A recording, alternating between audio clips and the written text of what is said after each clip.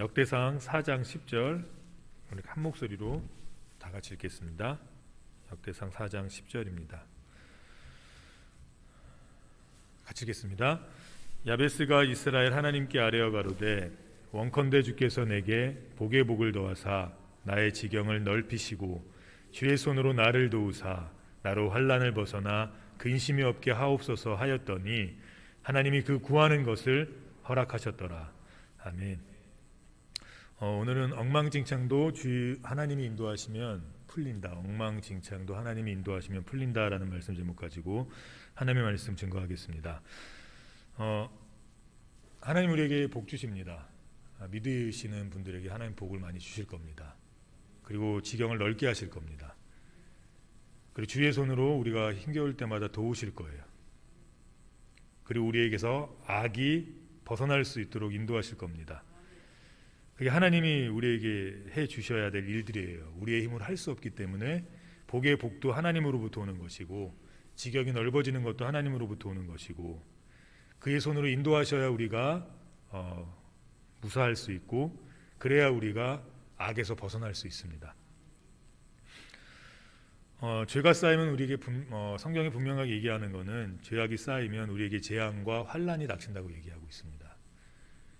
그래서 어떻게 해서든 죄를 해결해야 됩니다. 근데 죄를 해결해야 되지만 그 힘이 우리에게 없기에 하나님께서 우리를 인도해 주셔야만 합니다. 물론 그리스도 예수를 우리에게 보내주셔서 우리가 각별하게 변화되고 죄에서 해방될 수 있지만 지금 오늘의 말씀 속에서는 하나님의 인도하심으로 우리가 그렇게 될 수 있다고 얘기하고 있습니다. 죄악에서 벗어나는 게 굉장히 중요해요. 그렇다면 구체적으로 우리에게 죄악에 빠졌을 때 그 죄악에서 하나님이 건져주시지 아니하시면 우리에게 나타나는 현상이 무엇일까요? 물론 이제 재산이 없어질 것이고 건강이 없어질 것이고 사업체가 폐업될 것이고 직장에서 해고될 것이고 아이들은 잘 안 될 것이고 내 몸은 병이 들 것이고 이런 것으로 우리는 생각하기가 쉽습니다. 물론 이런 결과들이 나타나기도 하죠. 그런데 오늘 본문은 아주 근본적인 것부터 무너진다고 얘기합니다. 우리가 죄에 빠지면 우리가 죄를 짓기 시작하면 먼저 재산에 문제가 생기는 것이 아니고 먼저 우리의 건강이 힘들어지거나 자식들이 잘 안 된다거나 사업이 잘 안 된다거나 이런 것들이 우선되는 것이 아니라고 성경은 오늘 얘기합니다. 그건 나중에 나타나는 겁니다. 우리에게 나타나는 죄로 인해서 나타나는 가장 시작은 뭐냐면 근심이 쌓이기 시작해요. 근심. 아주 근본적인 것이 나타나는데 그것이 근심이라고 오늘 성경은 얘기합니다. 근심 별거 아닌데? 아니에요. 이 근심이 엄청 무서운 겁니다. 돈이 있다고 근심이 사라집니까?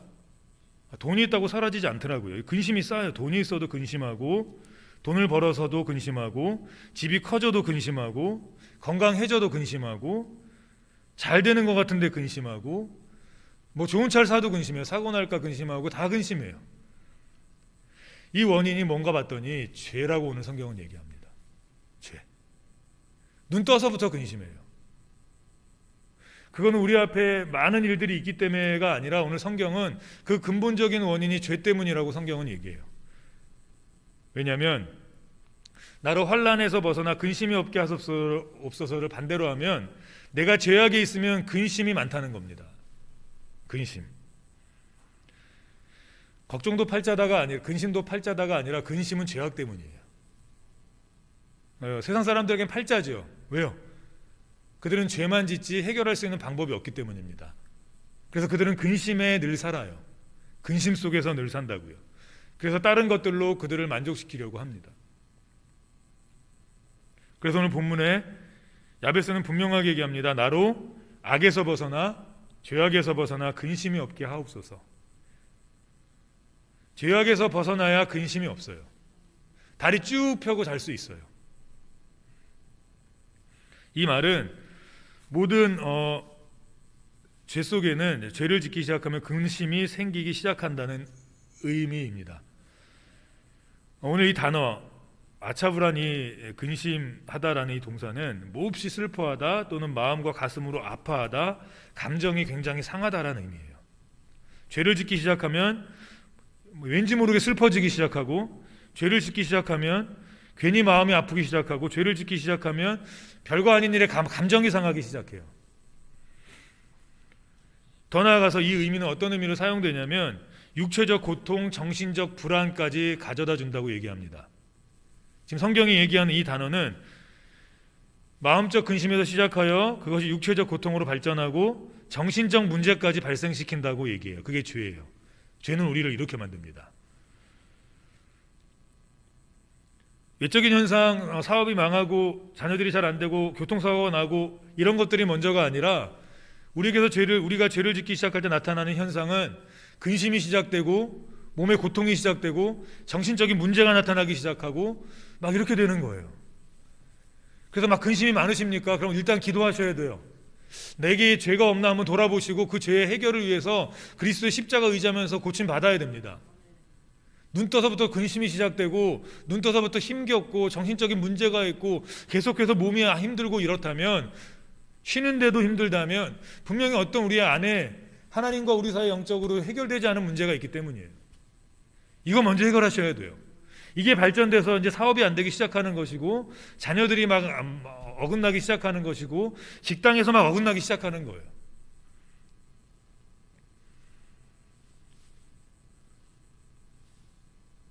우리가 이 죄의 문제 반드시 해결해야 됩니다. 그렇다면 이 근심이 어떤 정도로 우리에게 닥쳐오냐? 하나님이 이사야서 54장 6절에 이렇게 말씀하고 계십니다. 여호와께서 너를 부르시되 마치 버림을 입어 마음에 근심하는 아내 곧 소시의 아내 되었다가 버림을 입은 자에게 함같이 하실 것임이니라. 내 하나님의 말씀이니라. 무슨 말씀이냐면 여기서의 근심이 버림받았을 때만 나오는 마음이에요. 피치 못할 사정으로 이렇게 이혼을 할 수 있지 않습니까? 그런데 그렇게 헤어진 분들의 이야기를 들어보면 좋다고 얘기하는 분 한 분도 없더라고요. 되게 평생 힘들대요. 평생 그게 상처가 되어져 있대요. 물론 굉장히 어려운 상황 때문에 더 이상 같이 할 수 없어 헤어지게 되었지만 다른 사람들은 쉽게 얘기할 수 있지만 그 상처가 그들 당사자에게는 평생 간다고 합니다. 버림받음에 대한 것.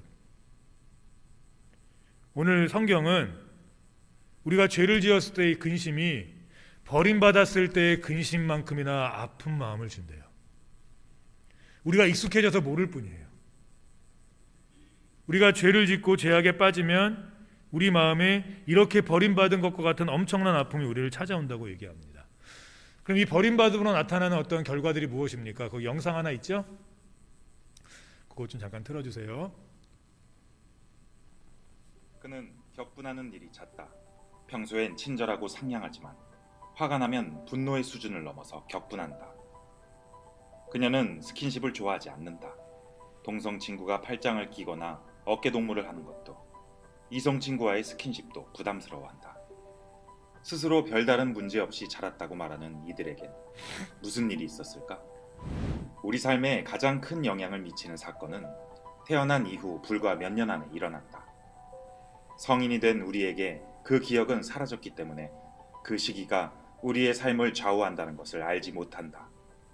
생애 초기에 삶의 가장 중요한 토대가 만들어지는데 이때 받은 상처는 이 토대가 만들어지는 것을 방해하여 인생에 긴 그림자를 남긴다. 만약 우는 아기를 방치하면 무슨 일이 일어날까? 아기는 처음에는 소리를 지르며 주의를 끈다. 아무도 오지 않으면 더 크게 울다가 그래도 계속 관심을 보이지 않으면 지쳐서 포기한다. 어떤 부모들은 아기가 울 때 내버려 두는 것이 의미 있는 행동이라고 생각하지만 이것은 아이에게 끔찍한 기억으로 각인되어 평생을 따라다닌다. 생존의 위협을 느낀 경험은 두려움을 갖게 하여 격분의 감정을 불러일으키는데 이는 아이가 성인이 된 후에도 가슴속 깊숙이 잠재돼 있다. 무력감과 분노, 특히 격분하는 감정이 강하다면 어린 시절 이런 트라우마를 겪은 사람일 확률이 높다. 어릴 때 부모에게 스킨십을 거부당하면 어떨까? 만 3세에서 6세 시기의 아이는 부모에게 자신이 감정적 존재이자 성적인 존재라는 것을 피력한다. 이 시기를 긍정적으로 보낸 아이는 나중에 사랑과 성에 대해서도 긍정적으로 받아들인다. 이들에게 성은 친밀함과 사랑의 표현이다. 그런데 어떤 부모는 아이가 어느 정도 크면 성적으로 지나치게 가까워지는 것에 불편함을 느껴 스킨십을 거부한다. 아이는 이것을 관계의 단절로 인식하고 상처받으며 자신의 성은 나쁘고 환영받지 못한다고 인식하게 된다. 스킨십을 거절당한 아이들, 무관심과 거부가 일상이었던 아이들은 스킨십에 익숙하지 않고 성적 욕구에도 무감각하다. 우리 몸은 고통스러운 경험에서 자신이 어떻게 살아남았는지를 기억하기 위해서 그것을 반복하는 습성을 갖고 있다. 바로 재연출 현상이다. 그가 종종 격분하는 이유도, 그녀가 스킨십에 거부감을 갖는 이유도 몸이 기억하는 대로 행동하고 있을 뿐인 것이다. 가만히 있는 것을 못 견디는 사람, 자꾸 어딘가에 부딪히는 사람, 높은 곳을 두려워하는 사람 모두에게는 이들을 조종하는 그림자 기억이 숨어 있다. 몸의 심리학을 주장하는 독일의 심리치료사. 어렸을 때 이렇게 조금 버림받은 것도 아닌 이러한 것들이 커서까지 굉장한 아픔을 일으킵니다. 그런데 죄는 우리에게 이보다 더 큰 근심을 줘요. 그래서 우리를 망쳐버린다고요. 오늘 성경은 하나님께서 그것을 버림받아 근심한다고 얘기해요.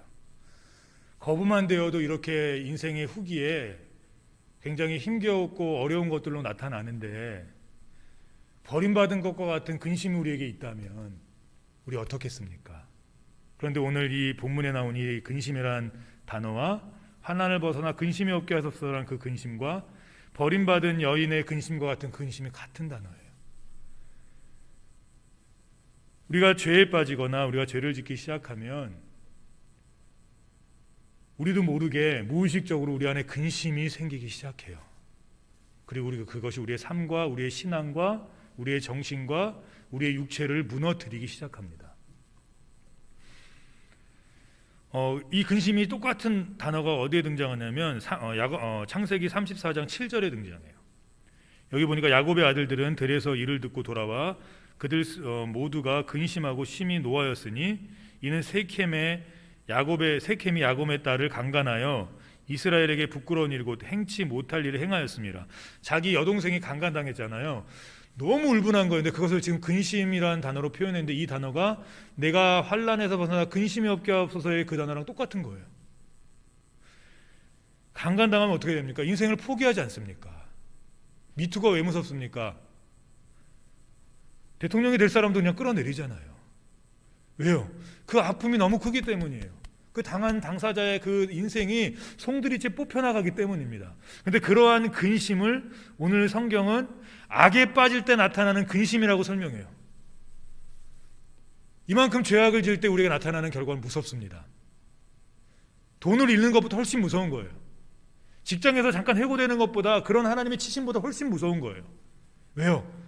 이것이 결국 우리를 망치기 때문입니다. 반대로 하나님이 죄악을 벗어나게 하시면 이 무서운 근심에서 벗어나기 시작해요. 그래서 오늘 야베스가 아주 지혜롭게 기도한 겁니다. 나로 환난을 벗어나 하나님 근심이 없게 하여 주시옵소서. 있어도 근심 없어도 근심이었다가 하나님이 환난에서 벗어나게 하시면 있어도 감사 없어도 감사가 돼요. 이 얼마나 감사합니까? 아무리 많이 벌어도 매일 근심 속에 산다면, 매일 다툼 속에 산다면 그거 살겠습니까? 무엇보다 마음이 편안하고 감사해야 우리가 삶을 좀 편안하게 살 수 있지 않습니까? 잠언 17장 1절에 보면 이렇게 얘기합니다. 마른 떡 한 조각만 있고도 화목하는 것이 육선이 집에 가득하고 다투는 것보다 나으니라. 여기서 화목이 근심과 반대되는 단어예요. 하나님께서 근심을 벗어나게 하신다는 건 화목을 주신다는 겁니다. 있어도 감사 없어도 감사인데, 오늘 야베스의 기도가 지혜 있고 믿음이 있는 것은 있으면서 감사하고 싶다는 거예요. 내게 부글부글 충만히 넘치게 해주시고, 내 지경을 넓게 해주시고, 막히는 것들마다 주의 손으로 막아주시고, 나로 죄악에서 벗어나 근심이 없게 이 모든 것들을 누리게 해주십시오. 누려야죠. 감사해야죠. 이 금상첨화죠. 근심이 없는데 복의 복이 점점 넓어지는 지경이 하나님의 손에 도우심이 늘 함께한다면 얼마나 감사하겠습니까? 그래서 이렇게 얘기합니다. 원컨대 주께서 내게 복의 복을 더하사 나의 지경을 넓히시고 주의 손으로 나를 도우사 나를 환난을 벗어나 근심이 없게 하옵소서. 기억하십시오. 죄에서 벗어나면 근심이 사라집니다. 근심이 사라지면 이제 정신적으로 건강해지겠죠. 육체가 건강해지겠죠. 무기력하지 않겠죠. 우리는 그리스도인이기 때문에 이렇게 영적인 것부터 시작해야만 합니다. 마지막으로 이제 하나님의 반응입니다. 야베스가 이렇게 기도했지 않습니까? 이렇게 기도했을 때 하나님께서는 그 구하는 것을 허락하셨대요. 이게 중요하죠. 우리가 아무리 외쳐도 그 구하는 것이 허락되지 않는다면 뭐 외칠 필요 있습니까? 근데 하나님께서 그 구하는 것을 허락하셨대요. 그렇다면 제가 의문이 나는 건 무엇이었냐면 하나님께서 구하신 걸 허락하신 걸 어떻게 알았을까? 하나님께 우리는 구하기만 하지 않습니까? 근데 야베스는 구하자마자 허락하신 걸 경험했어요. 어떻게 경험했을까요? 물론 이제 마음이 편해진다는 이렇게 말씀들을 많이 하시죠. 이렇게 기도할 때 마음이 편안하면 그 하나님이 응답하신 거다. 예, 그럴 수도 있습니다. 성령의 감동으로 마음이 편안할 수도 있지만 오늘 본문은 이제 다른 얘기를 하니까 성경에서 오늘 본문이 얘기하는 것으로 보겠습니다. 이 허락하셨다라는 이 원문을 보면 사실은 허락이란 뜻이 아닙니다. 하나님이 듣고 오셨다는 뜻이에요. 그게 바로 이 뜻이에요. 하나님이 오셨다. 이 단어가 어디 똑같은 단어가 어디 나오냐면 출애굽하에서 이제 길을 모른 채 막 무섭지만 뒤에 병정들이 달려오는 것을 벗어났지만 그럼에도 불구하고 이제 또 달려올 수 있으니까 출애굽해서 이제 막 가지 않았습니까? 홍해가 있는 것도 모르고 막 걸어가고 있었습니다. 그때 하나님께서 불기둥과 구름기둥으로 인도하셨거든요. 출애굽 19장 9절에 보면 이렇게 얘기합니다. 여호와께서 모세에게 이르시되 내가 빽빽한 구름 가운데서 내게 임함은, 여기에 임함이 오늘 허락하셨다라는 똑같은 단어예요. 야베스가 기도하면서 하나님이 허락하신 걸 안 것은 하나님이 그의 기도를 듣고 찾아오셨어요. 그게 허락하신 거예요. 우리가 기도할 때 응답을 어떻게 경험할 수 있냐면 하나님이 찾아오신 걸 경험하면 돼요. 너 응답 받았어? 나 받았어. 어떻게? 마음이 편해서도 있지만 하나님이 찾아오셨어. 하나님이 찾아오심을 경험해야 합니다. 그래야 응답받은 거예요. 뭐 나중에 된 일 보고 뭐 그것도 되겠지만 된 일이 아직 아무것도 없어도 응답받음을 확신할 수 있는 건 하나님이 찾아오시면 돼요. 하나님 찾아오시면. 그럼 하나님이 찾아오셔서 하시는 일이 무엇입니까? 길을 인도하세요. 이 구름기둥과 불기둥이 한 일이 뭡니까? 길을 인도하는 거였어요. 갈 길을 알지 못하는 이스라엘 백성에게 430년 동안 노예 생활만 하고 밖으로 나가본 적이 없던 그 이스라엘 백성을 하나님이 인도하셨어요. 사업할 때 왜 기도해야 됩니까? 이게 기도하다가 하나님 어떻게 해야 될지 막 여러 가지 구상들이 있지 않습니까? 정보도 수집하고 주변 어떤 경험자들의 이야기도 듣고 여러 가지를 다 하지만 어떤 걸 적용해야 될지도 모르겠고 어떻게 해야지 내가 잘 성장할지도 잘 모를 때가 한두 번이 아닐 겁니다. 그때 이렇게 기도하지 않습니까? 기도하면 갑자기 하나님께서 통찰력을 주실 때가 있어요. 막 기도하다 하나님 어떻게 해야 됩니까? 이걸 해야 됩니까? 저걸 해야 됩니까? 그래서 그렇게 기도하다가 갑자기 하나님께서 지혜를 주실 때가 있어요. 이거다. 그럼 응답 받은 거예요. 하나님 오신 거예요. 그래서 기도할 때 항상 메모장을 옆에 두어야 돼요. 예전에 자료가 그리 많지 않을 때 대부분의 목사님들 설교 준비하실 때 어떻게 하셨는지 아시죠? 기도하고 하셨어요. 반드시 기도하고 하셨어요. 본문을 정하고 기도하셨어요. 왜냐하면 지금은 이렇게 모르는 어원이나 단어나 이런 것들 뭐 인터넷을 쳐도 되고 수많은 어떤 책들이 있어서 거기서 이렇게 보면 되지만 그 당시에는 없었어요. 그래서 말씀을 읽어도 깨닫지 못하는 말씀들이 상당히 많았어요. 근데 성도님들에게 말씀을 풀어서 전달해야 되지 않습니까? 안 풀리는 거예요. 그럼 목사님들이 했던 것이 무엇이냐면 이불 싸들고 강대상으로 올라가서 기도하시는 것이었어요. 저도 우리 아버지 많이 봤어요. 올라가서 내려오질 않으세요. 거기서 사세요. 그런데 그렇게 하나님께 매어 달리다 보면 어느 순간 하나님께서 통찰력을 주세요. 이거였구나. 하나님께서 깨닫게 해주세요. 그래서 그 말씀을 선포하면 병든 자가 낫고 막 하는 겁니다. 하나님이 인도하신다고요. 지금도 마찬가지인 것 같아요. 지금도 굉장히 많은 서적들이 있고 굉장히 많은 정보들이 있지만 우리 목회자들은 설교를 준비할 때 하나님께 무릎 꿇는 게 먼저인 것 같습니다. 그래서 하나님의 인도를 먼저 구해야 돼요. 하나님이 오심을 경험해야 돼요. 하나님 우리 성도들에게 어떤 말씀을 전합니까? 이전에 들은 말씀 중에 이 말씀 참 좋은데 이거 조금 변형해서 우리 성도들에게 좀 전하면 좋을 것 같습니다가 아니라 하나님이 원하시는 인도하시고자 하는 말씀은 무엇입니까? 그럼 하나님 통찰력을 주세요. 그리고 이제 정보를 하나님께서 사용하게 하시는 거겠죠. 자식들 키워보셔서 알겠지만 아이들 다 다르죠. 저희도 5명이 다 달라요. 키울 때 굉장히 힘들어요. 바른 하나님을 먼저 섬기는 아이로 키워야겠고, 첫 번째는. 두 번째는 바른 인성을 가진 아이로 키워야겠는데 이게 여간 힘들지 않습니다. 첫째한테 적용한 거 둘째한테 적용이 안 돼요. 첫째, 둘째, 셋째에게 적용한 건 막내, 다섯째한테 적용이 안 돼요. 다 달라요. 그래서 때로는 혼내기도 하고 때로는 막 몽둥이도 때리기도 하는데 이거는 좋은 방법이 아닌 것 같습니다. 그때뿐이에요. 아이들이 그때뿐이고 다시 지나면 더 악해져 있어요. 그래서 불가능한 것 같더라고요. 그래서 포기해야 되나 그냥 지들 마음대로 살아가게 해야 되나. 뭐 책을 의지할 수도 있고요. 전문가의 조언을 의지하기도 해요. 그래서 잘 키우는 분들도 계세요. 근데 대부분의 경우는 그래 이 정도만 하자. 이 정도만 하자. 그래 이 정도만 키우자. 그리고 이제 포기하거나 그렇게 그냥 자기 자신을 부모인 자신을 자책하면서 키웠던 분들이 대부분일 겁니다. 그런데 예외도 있더라고요.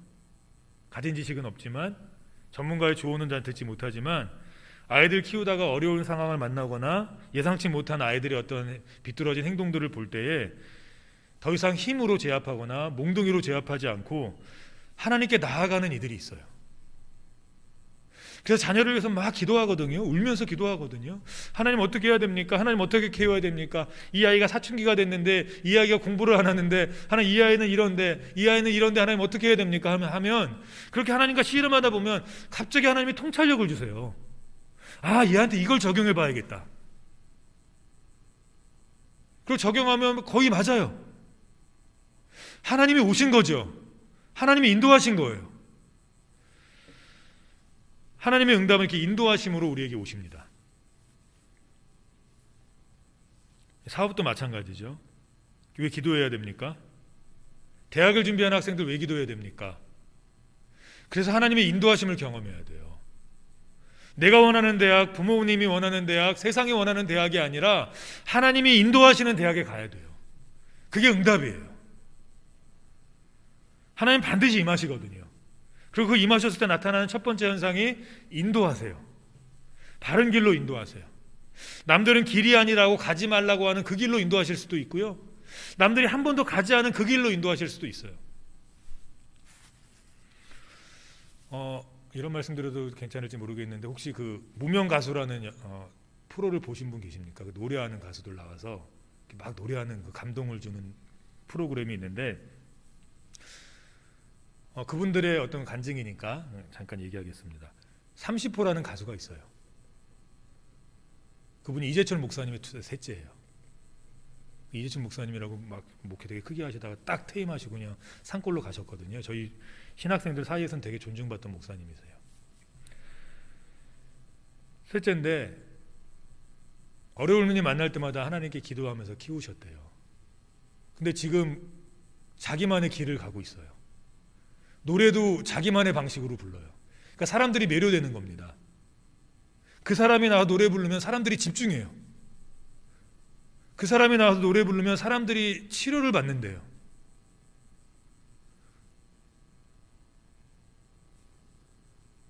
어떻게 그렇게 키웠을까요? 그렇게 훌륭하게. 우리에겐 하나님의 인도하심이 있어요. 그게 응답이에요.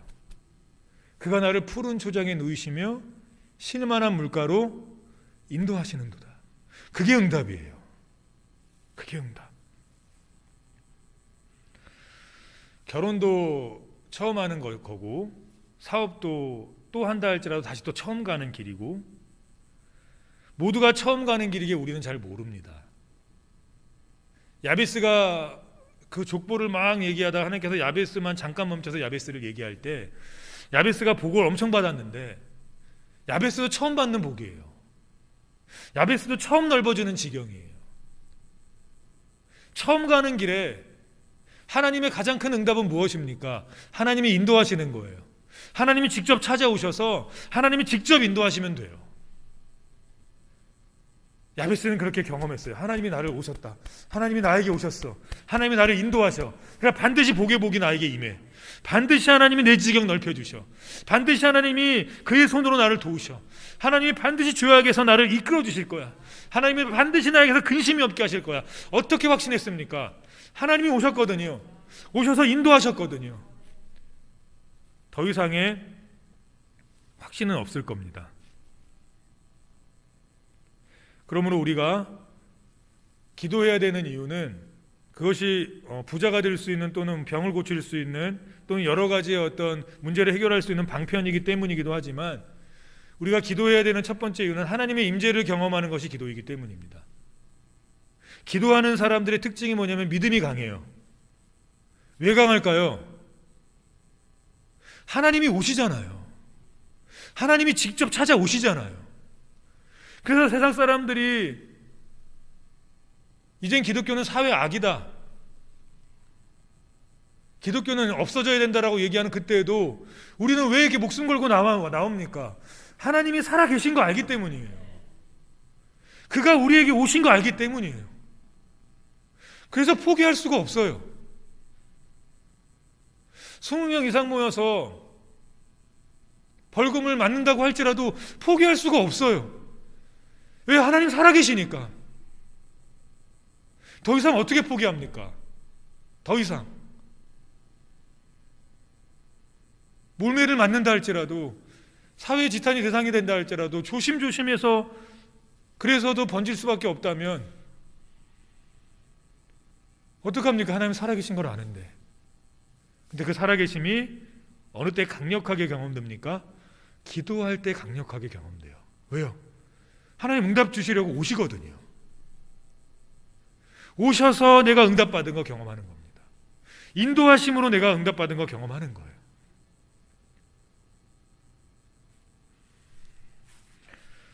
사라가 더 이상 아이를 낳을 수 없다고 생각할 때 하나님이 찾아오셨어요. 그래서 창세기 18장 14절에 이렇게 말씀하십니다. 여호와께서 능하지 못한 일이 있겠느냐, 기한이 이를 때 내가 내게로 돌아오리니. 이게 허락하셨다라는 의미랑 똑같은 단어예요. 주님이 오세요. 주님이 오셔서 허락하세요. 그게 응답입니다. 하나님께서 야베스에게 직접 찾아오셔서 확신을 주셨어요. 복의 복, 넓어지는 지경, 하나님의 손에 도우심. 아직 기도 중이었지만 하나님께서 그에게 찾아온 그 즉시 야베스는 완벽하게 믿겨졌어요. 응답받았다. 이제 하나님이 인도하신다.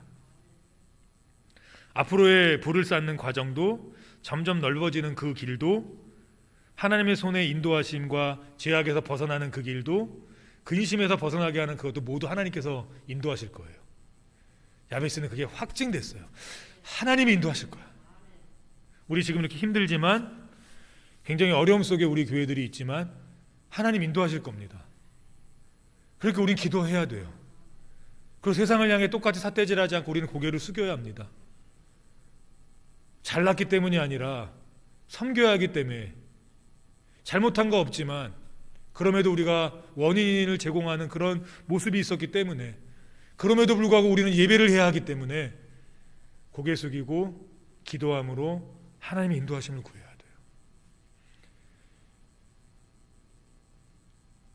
돼요.